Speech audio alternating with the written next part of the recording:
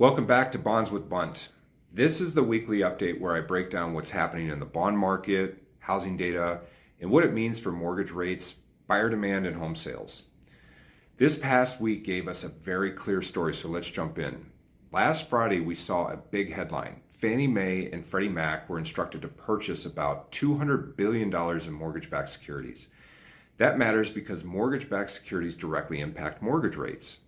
When these bonds are supported, lenders don't need to price as defensively, and that helps rates stabilize and slowly improve over time. We've had some ups and downs since then, jobs data, inflation reports, but the key takeaway is this. Mortgage bonds are holding important support levels. That keeps the door open for lower rates ahead. For realtors, this supports a simple message. Buyers don't need perfect rates, they just need a plan. One of the most important updates that came this week was from the MBS Highway Housing Index report. In January, the index jumped 7 points month over month, and buyer activity increased by 8 points, and that's really meaningful. We're also seeing fewer price reductions being reported across the country. That tells us downward pricing pressure is starting to ease. In simple terms, buyers are slowly re-engaging. Confidence is improving, and this is often how the early stages of a busier spring market begin. By midweek, the sales data confirmed that trend. New home sales are up nearly 19% year over year, and that's the strongest pace we've seen in almost 3 years. Existing home sales also supported to the upside, or surprised to the upside. They rose 5%, well above expectations.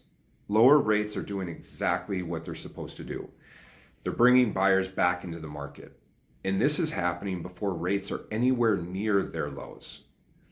That's important when buyers say they're waiting. Demand usually increases before rates bottom, not after. Now let's talk about inventory. Inventory dropped nearly 18% in December. That's normal for this time of year, but it's still very tight. Months of supply are around 3.3 months, and that's well below a balanced market. Builders are also still pulling back, and that means supply can't increase quickly, and demand can outpace inventory fast if rates improve further. This is why prices can stay firm or even rise, even without major rate drops. For sellers, this supports pricing confidence. For buyers, it reinforces that waiting can mean more competition later. Mortgage applications tell the same story. So purchase applications jumped 16% week over week, and they're up 13% year over year. Refinance activity surged as well. It now makes up 60% of total application volume. Rates only moved modestly lower, but activity jumped quickly. And that tells us that there's a lot of pent-up demand just sitting right below the surface. Now let's talk about rent inflation. New single-family rents just rose 1.1% year over year, and that's the weakest pace we've seen in about 15 years. Multifamily rents are actually declining. When you blend everything together, rents are rising only about 1% annually. So why does this matter? Shelter costs are a big part of inflation. CPI and PCE are still showing rent growth closer to 3%. That means inflation is being overstated. And as this catches up, it gives the Fed more room to cut rates. That's positive for bonds and supportive for mortgage rates. On the job side, initial jobless claims fell to 198,000. That's low, but it still points to a low fire, low hire environment, not an overheating economy. Continuing claims dipped as well, partly due to the holidays. But overall, there's no sign of runaway inflation and no sign of the job market overheating. And that's supportive for rates. So what does this mean for your conversations? For buyers, demand is picking up. Inventory is tight. Buying now with a refinance plan later still makes sense. And for sellers, supply is limited.